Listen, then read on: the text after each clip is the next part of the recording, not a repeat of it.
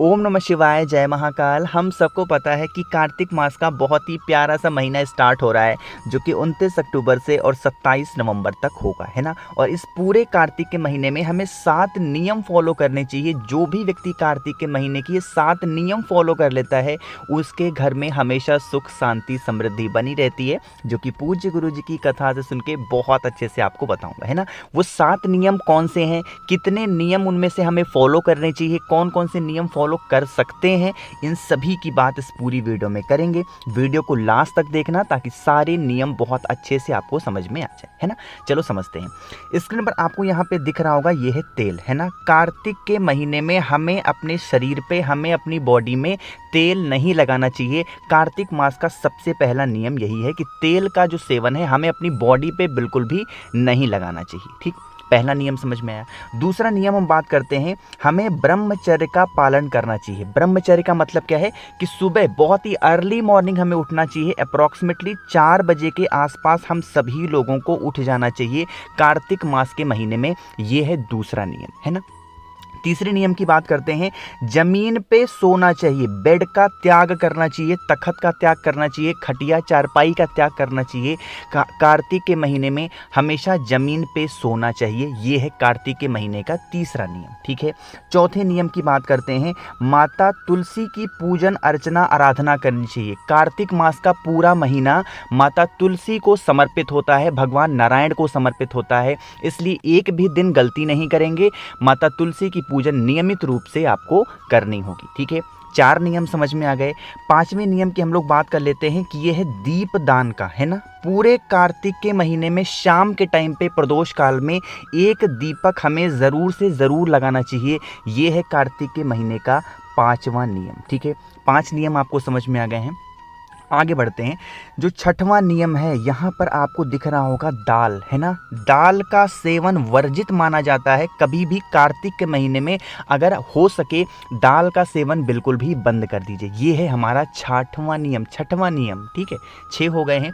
एक अब की बात हमने कर ली है। अब जो 7वां नियम आपको बताने जा रहा हूँ, यह नियम सभी को फॉलो करना है, ठीक है।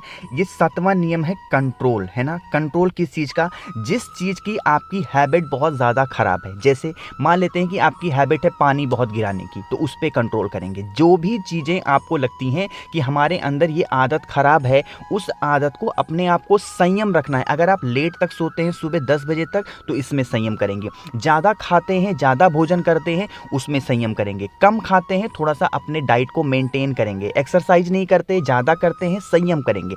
यानी कि जो कुछ भी आपको करना होगा कंट्रोल के साथ करना है इस पूरे कार्तिक के महीने में। ये तो हो गए हमारे 7 नियम जो कि हम सभी को फॉलो करने चाहिए।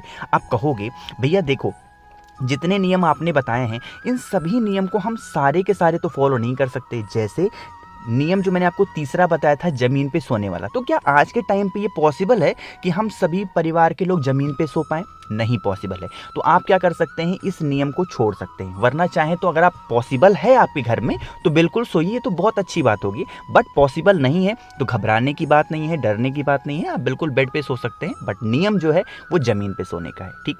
अब देखो, एक और नियम है कि दाल का सेवन नहीं करना चाहिए। तो क्या ये पॉसिबल है कि इस पूरे हम लोग 28 दिन 30 दिन तक दाल ही नहीं खाएंगे पूरे घर में? बहुत सारे लोग इन नियमों का पालन करते हैं, जो आज के टाइम पे सुख शांति समृद्धि के साथ जी रहे हैं, खा पी रहे हैं। बट अगर आप पॉसिबल हो तो दाल का सेवन बिल्कुल बंद कर दें, दाल ना खाएं। अगर नहीं है तो आप खा सकते हैं, ठीक है। एक और नियम, जैसे काफ़ी लोग ये कहते हैं, भैया एक बात बताओ, हम सुबह 4 बजे कैसे उठ सकते हैं? हम रात को थके हारे 11-12 बजे हमारे हस्बैंड हमारी वाइफ आते हैं, तो ये कैसे पॉसिबल है कि सुबह 4 बजे उठ पाए? तो जो आपसे संभव हो सकता है, जितना आपसे पॉसिबल है उतना करें। नियम तो मैंने बता दिए, इन नियमों का पालन करना ही करना चाहिए। नहीं कर पा रहे हो तो कोई बहुत हार्ड एंड फास्ट रूल नहीं है ना। जो पहला नियम मैंने बताया तेल वाला, अब कहोगे भैया क्या तेल ही नहीं लगाएंगे क्या पूरे कार्तिक के महीने में? तो अगर ना लगाओ तो इसमें कोई दोष नहीं है। कोई तेल के बिना ऐसा नहीं कि आपकी बॉडी बहुत रूखी सूखी हो जाएगी। मॉइस्चराइज़र लगा सकते हो, मार्केट में मिलते हैं, मॉइस्चराइज़र लगाओ, कुछ और लगा लो, बट कोशिश करो कि तेल का सेवन बिल्कुल भी ना करो, है ना। समझ में आई बात मेरी? अब यहीं पे 7 नियम बता दिए, कैसे फॉलो करना है ये भी बता दिया।